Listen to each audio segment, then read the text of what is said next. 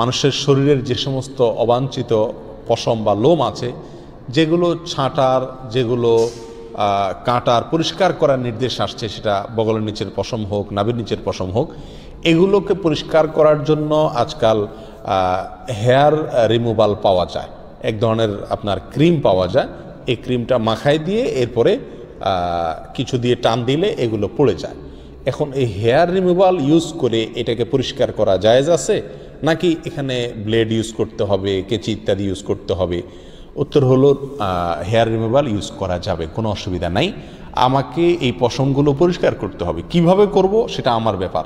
শরীয়ত আমাকে এক্ষেত্রে কোনো পদ্ধতি বলে দেয় না যে তোমাকে ব্লেড ইউজ করতে হবে। অথবা আপনি ব্লেড ইউজ করেন, অথবা মেশিন ইউজ করেন, অথবা হেয়ার রিমুভাল ইউজ করেন, যেভাবে আপনার সম্ভব বা যেভাবে আপনার ইচ্ছা সেভাবে আপনি ইউজ করতে পারেন। যদি আপনার স্বাস্থ্যের জন্য ক্ষতিকর না হয় তাহলে এটা ইউজ করাতে শরীয়তের দিক থেকে কোনো কি নাই, অসুবিধা